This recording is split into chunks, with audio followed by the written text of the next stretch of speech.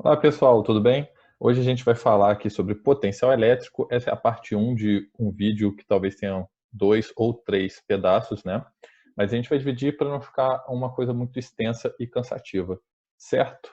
Bom, para a gente poder falar de potencial elétrico, que vai ser aí uma grandeza muito importante, porque quando a gente começar a falar de circuito elétrico, eletrodinâmica, potencial elétrico ele vai aparecer muito para a gente e a gente tem que entender o que significa essa grandeza.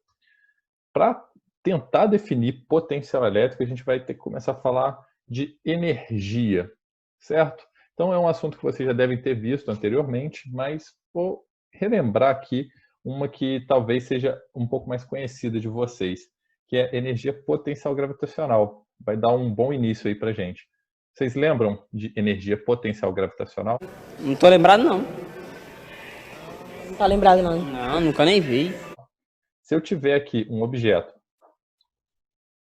que tem massa, né? Então, um objeto aqui de massa m, e eu coloco ele numa certa altura h em relação ao solo, né? Em relação à Terra, ele vai ter o que a gente chama de energia potencial gravitacional. E essa energia potencial gravitacional é dada por mgh. Lembra disso? Né? Esse H é uma coisa que a gente define, a gente coloca o referencial. Se vocês estudaram isso, vocês lembram, vocês devem lembrar que a gente pode colocar esse H em relação ao referencial que é mais adequado para a gente. Geralmente é a superfície da Terra, né? Mas pode ser diferente dependendo da situação. Então, essa energia potencial gravitacional que é dada aqui por mgh, depende da massa, da aceleração da gravidade e da altura que o objeto está, vai nos dar uma informação de qual é o valor, né, de energia que pode se transformar, que pode dar origem a outra coisa, a outro tipo de energia. Então a gente vai falar aqui do caso, que era o caso mais clássico, quando a gente fala de energia mecânica, de energia potencial gravitacional e de energia cinética, por exemplo. Ok? Quando esse objeto ele é abandonado do repouso, ou seja, a velocidade dele era zero, você soltou ele aqui onde tem gravidade, ou seja, onde tem um campo gravitacional, esse objeto cai, certo? O que acontece enquanto ele está caindo? Essa altura que estava aqui, né, na energia potencial gravitacional, ela vai diminuindo a partir do momento que esse objeto vai descendo. Só que esse objeto ele começa a adquirir algo que ele não tinha antes, que era o quê? Velocidade. Né? Então, a gente tem que lembrar o seguinte, olha, o objeto ele estava nesse ponto aqui e ele começa a descer. Quando ele chega num ponto aqui no meio do caminho, ele diminuiu a sua altura, ou seja, a altura em relação ao chão, então ele diminuiu sua energia potencial gravitacional, mas ele adquiriu velocidade, certo? A velocidade dele vai aumentando, porque é um movimento acelerado. Quando essa velocidade vai aumentando, o que vai aumentando nesse objeto em relação à energia? A energia cinética. Vocês lembram disso? Então, a energia cinética é definida por mv ao quadrado sobre 2, porque tem relação com a velocidade que o objeto vai adquirindo, ok? Se a gente pegar um ponto aqui, lá quase na superfície da Terra, quase encostando na superfície da Terra, né, o objeto praticamente não vai ter mais altura, né, não vai ter mais uma altura em relação ao chão, mas vai ter uma velocidade muito grande, porque ele aumentou a velocidade dele o máximo possível. E nesse ponto aqui embaixo, que ele não tem mais uma altura em relação ao chão, mas tem uma velocidade grande, né, logo antes de tocar o solo, o objeto vai ter bastante energia cinética e não vai ter energia potencial gravitacional. Se você juntar todas as energias que o objeto tem um ponto, por exemplo, nessa aqui, ele tem um valor de energia aqui, que eu chamei de E, que é só potencial gravitacional. Aqui, essa energia, que é um pouco de potencial gravitacional, um pouco de cinética. Ou aqui, próximo ao solo, que a energia é só energia cinética, independente do ponto, o que eu tenho? Que esse valor é o mesmo, né? Que era o princípio de conservação de energia que a gente estudou. Ok? Bom, a questão aqui é a seguinte. Quando eu falo que essa energia potencial gravitacional ela foi diminuindo, eu também posso falar que a força que está atuando no meu objeto, né, está realizando um trabalho. Vocês lembram disso? Teorema de trabalho e energia? A variação que a energia potencial gravitacional tem né, que vai ser uma variação, no caso, negativa, né, porque ela vai diminuindo a altura, diminuindo a energia, é o trabalho que a força que está atuando no objeto realiza. Qual é a força nesse caso? A força peso, que é a força que vai puxar o objeto para a Terra, né? Que se a gente olhar para a força, para a energia potencial gravitacional, é esse mg aqui, ó, massa vezes gravidade, é o peso, né? Então, o que a gente tem? Que sempre que você tem aqui uma força realizando o trabalho, que no caso vai ser a força peso, né? Aqui, que eu chamei de F, mas é a força peso que a gente sabe de onde é, que está vendo essa força. Ela é igual à variação da energia potencial, que no caso é energia potencial gravitacional, só com um sinal de menos. O que significa isso? Foi diminuindo a energia potencial gravitacional porque a força-peso foi realizando um trabalho positivo, no caso, certo? E o que significa esse trabalho? Significa que essa energia, esse trabalho, está se transformando em outra coisa, que nesse caso é o quê? Energia cinética. Tudo bem? Compreendido? Talvez eu tenha falado um pouquinho demais sobre esse ponto, mas é para a gente ter uma base aqui de início que talvez vocês relacionem com algo que vocês já estudaram, ok? Bom, então aqui a gente vai avançar para o trabalho de uma força, só que é da força elétrica, porque é o que vai permitir a gente discutir potencial elétrico, certo? Se a gente pega um campo elétrico uniforme, a gente discutiu isso já em momentos anteriores, e coloca uma carga elétrica aqui, positiva ou negativa, aqui nesse caso a gente vai pegar a positiva, o que acontece?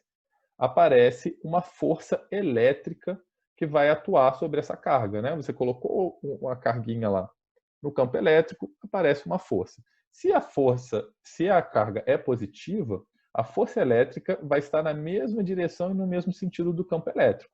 Se a carga fosse negativa, ela estaria no sentido contrário, ok?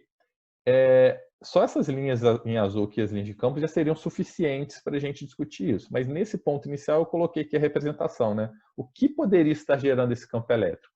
Cargas positivas aqui e negativas aqui. Faz com que as linhas de campo saiam das positivas e vão para as negativas. Mas apareceu as linhas de campo, a gente já tem que saber disso, ok? Vamos lá. A força elétrica, também como já discutido, quando a carga que é colocada num campo elétrico uniforme, ela pode ser representada por essa relação aqui, ó. Força elétrica é igual a carga vezes o campo elétrico. Tem o campo elétrico, que é a influência ali elétrica no espaço, gerado por outras cargas, né? Você colocou a carguinha aqui ali, ela sofreu uma força. Essas relações vão ser importantes para a gente, ok? Se essa força faz com que essa carga aqui se desloque a uma distância d, né? Você colocou a carga ali em repouso, só que apareceu a força, o que vai acontecer? Essa carga vai ser impulsionada, né? Ela vai ser puxada aqui em direção a essa força, né?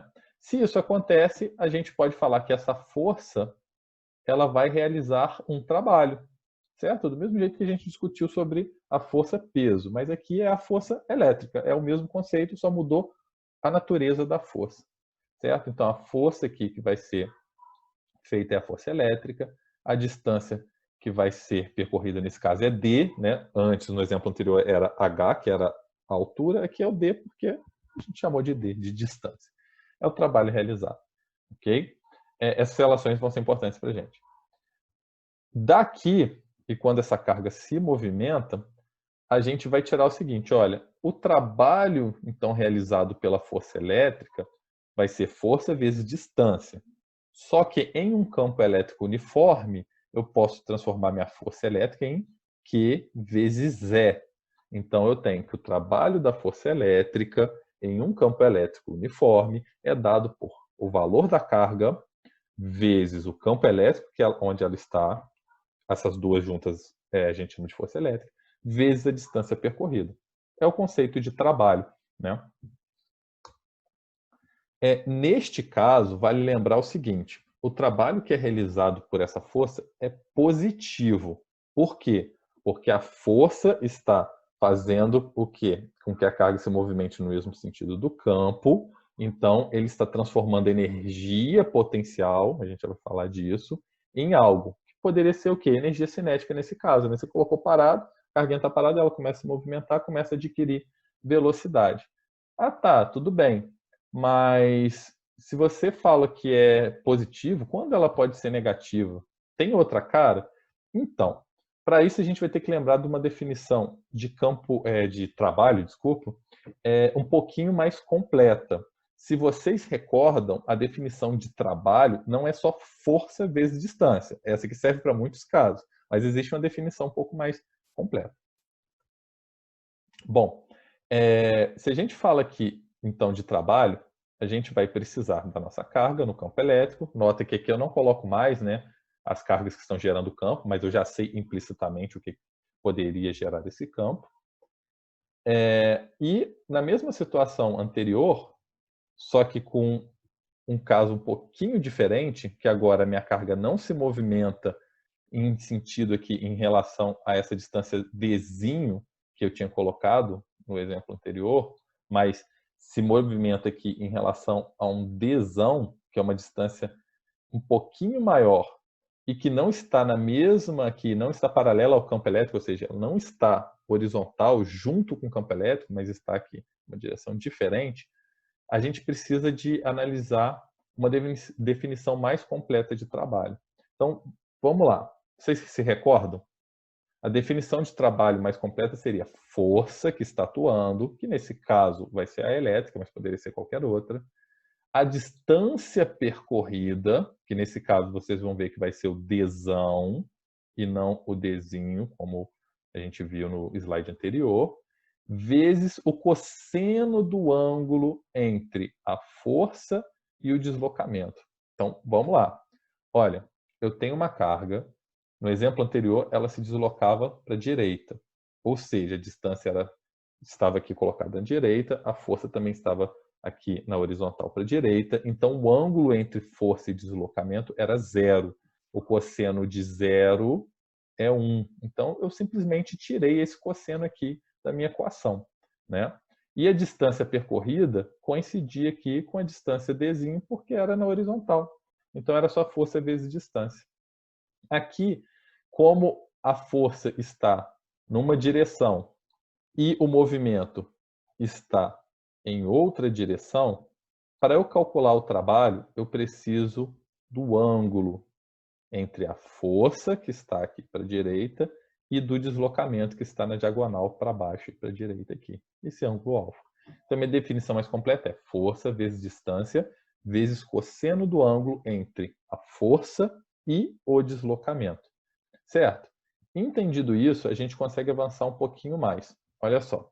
Nesse caso, aqui, esse Dzinho, ele é o cateto adjacente nesse triângulo composto por Dzinho, Dzão, que seria hipotenusa, aqui o cateto oposto, que eu não vou precisar utilizar, e o ângulo alfa, certo?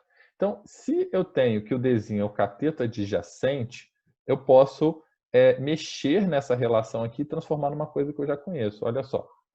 A minha distância Dzinho, por ser o cateto ou adjacente, né, no caso desse triângulo, eu posso substituir por hipotenusa vezes cosseno de alfa. São aquelas relações trigonométricas que a gente até discutiu em decomposição de vetores. Então, no lugar do meu Dzão, cosseno de alfa, eu posso colocar Dzinho, porque eu sei que eles estão diretamente relacionados. Tudo bem? Ficou entendido? Ok? Se eu faço essa substituição, o que eu vou ter? Eu vou ter que o meu trabalho, que estava aqui em cima, ele vai ser dado por... Bom, no lugar da força elétrica, eu coloco Q vezes E, certo? Que é o que a gente já tinha definido lá antes. No lugar do meu Dzão cosseno de alfa, eu coloco Dzinho. Então, Dzinho aqui de novo. Ficou exatamente igual ao caso anterior. E a gente vai tirar uma lição disso aqui, que é a seguinte, uma definição aqui para a gente, para adiantar nossa vida. Sempre que a gente tiver um campo elétrico uniforme, a gente pode calcular o trabalho que a força elétrica vai realizar do ponto A para o ponto B, né, de um ponto para o outro, pela relação. Trabalho é igual a carga vezes o campo vezes o Dzinho. certo? Então, é isso que a gente tem que atentar. Apesar da carga ter se deslocado aqui, essa distância dzão, o que a gente vai ter de trabalho realizado pela força elétrica é só a componente que é paralela à força, ou seja, só a componente que está na horizontal e que a gente, pela relação trigonométrica, viu que é justamente o Dzinho.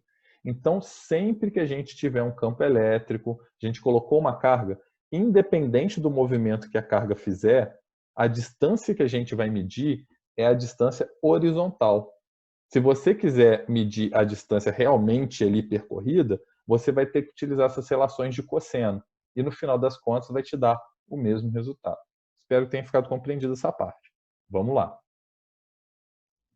Se eu pego, então, um exemplo um pouquinho mais completo, onde a carga não vai realizar só um movimento, mas ela vai realizar vários movimentos, eu poderia ir juntando pedacinho a pedacinho, certo? Então, daqui, nesse primeiro movimento, daqui até aqui, né, eu poderia fazer aqui força vezes essa distância aqui, vezes o cosseno do ângulo, e acharia o quê? O trabalho realizado que vai ser igual a carga sair desse ponto e até esse ponto aqui.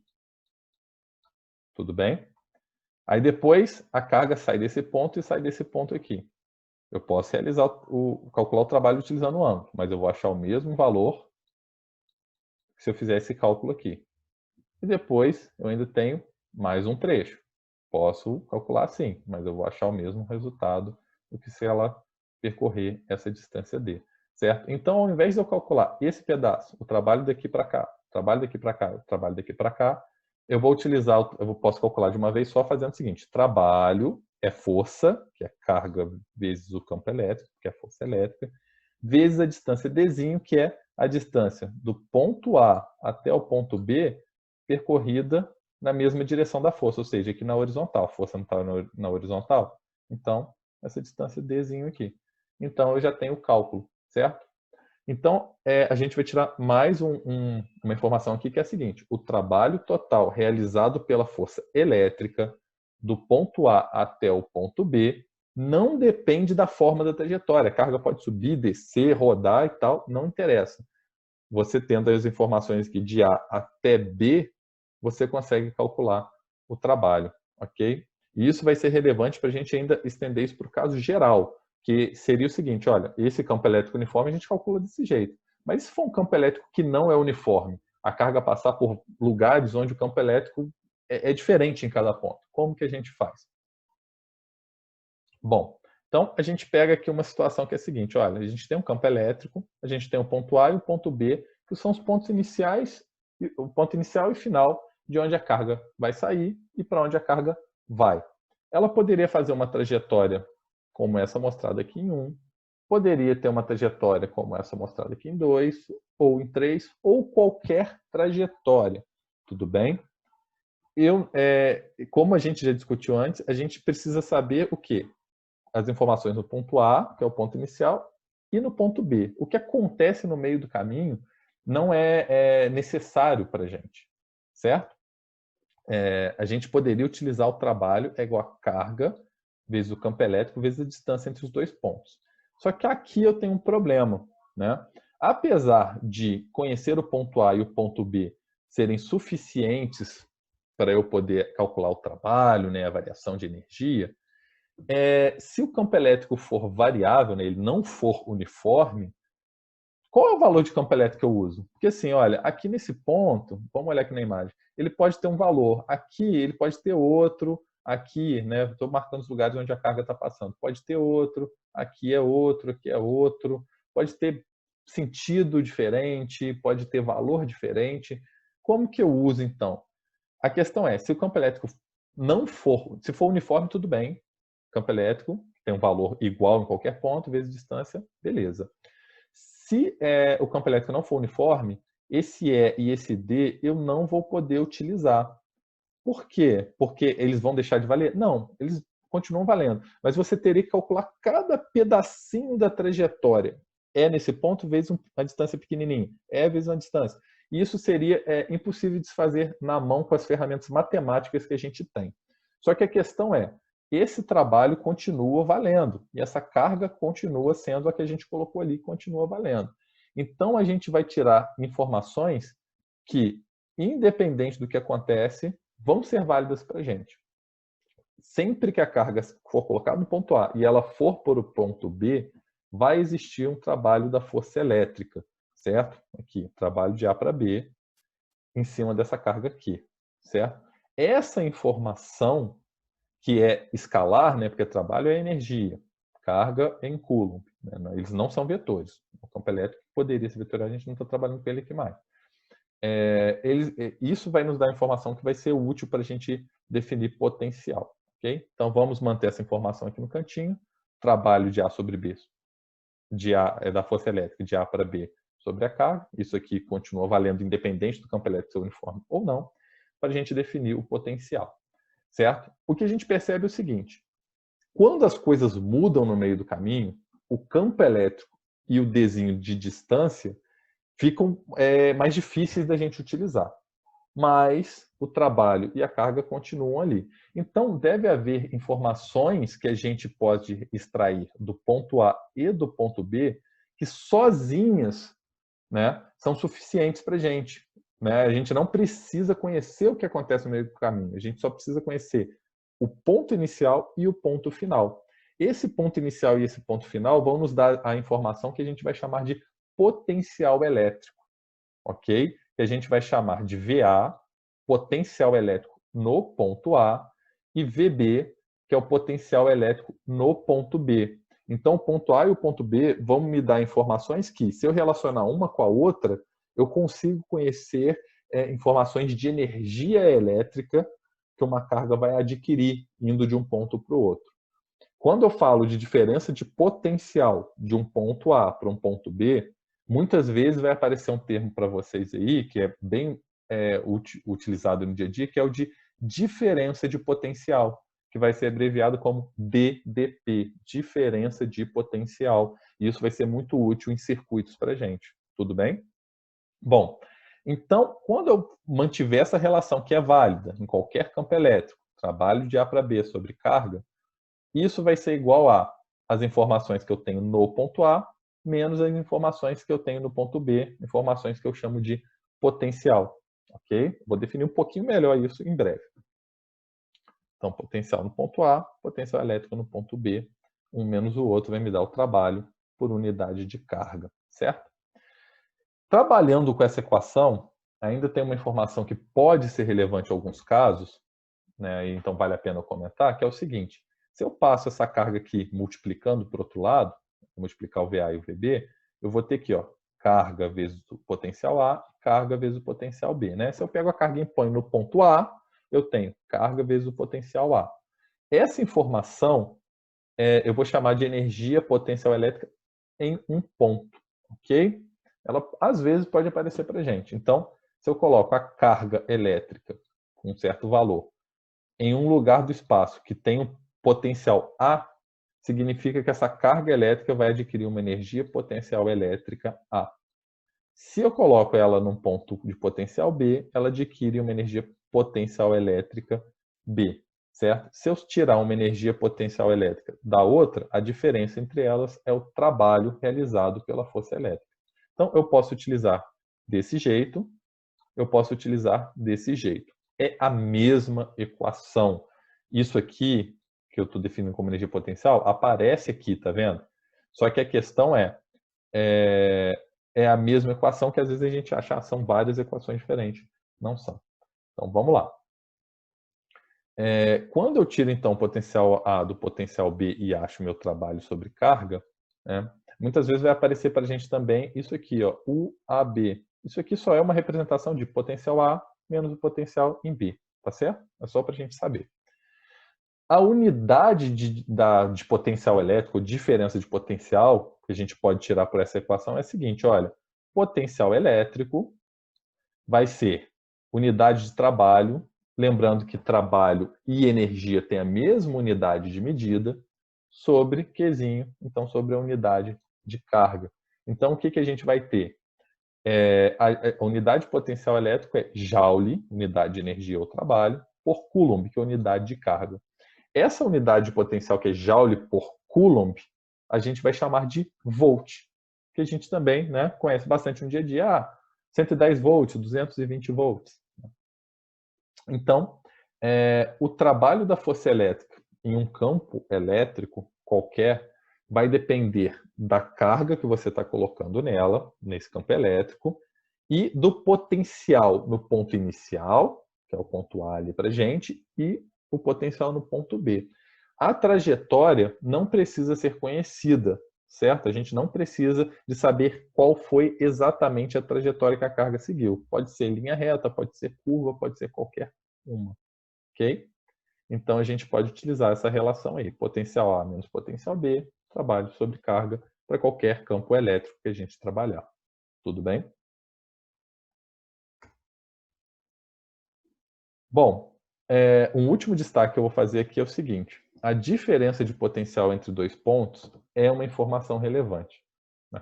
Tudo bem, significa que tudo que a gente discutiu até agora não é relevante, só isso é? Não, tudo é relevante. Mas isso aqui merece um destaque.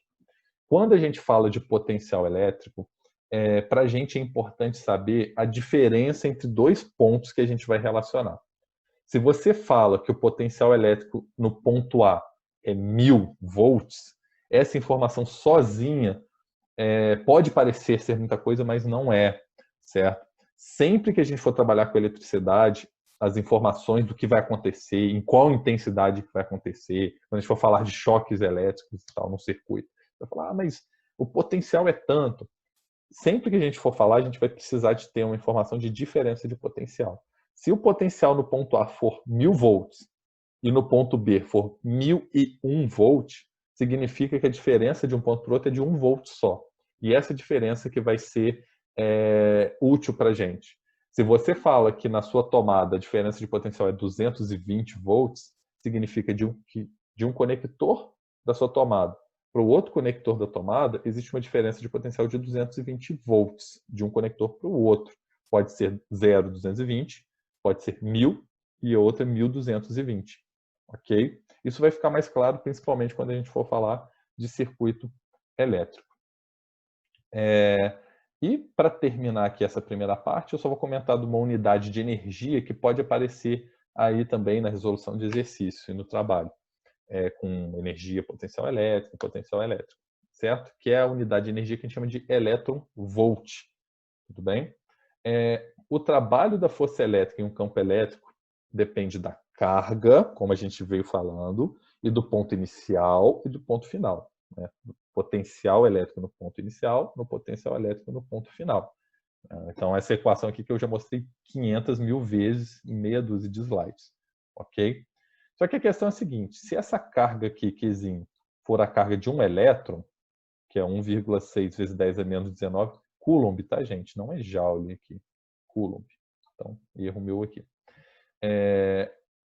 Esse trabalho realizado em cima de uma carga que é de 1,6 vezes 10 a menos 19 Coulomb, numa diferença de potencial de 1 volt, né, o trabalho é dado em energia. Mas se for exatamente esse caso, 1 elétron-volt, né, um elétron, e a diferença de potencial de 1 volt, a gente vai ter uma quantidade de energia que a gente vai definir como eletron-volt. Certo? Então, unidades de energia muito pequena, às vezes, ao invés de utilizar o Joule, a gente utiliza o elétron-volt. Ok? Então, 1 elétron-volt vai ser definido como 1,6 vezes 10 a menos 19 joules. Então, apareceu alguma coisa lá que está 100 elétron-volts. Ah, mas eu preciso disso em Joule. Então, 100 elétron-volt. Aí, no lugar do elétron-volt, você substitui por 1,6 vezes 10 a menos 19 joule. Aí ficaria aqui, né? 100 vezes elétron-volt. Ok, então vou substituir elétron-volt por 1,6 vezes 10 a menos 19. Ok? Aí você vai achar a energia em joule. Bom, gente, acho que já até me estendi demais. A gente fica por aqui. E não deixem de ver o próximo vídeo, porque eu vou reforçar e vou inserir informações sobre potencial que vão ser muito importantes. Tudo bem, gente? Então, até logo e falou!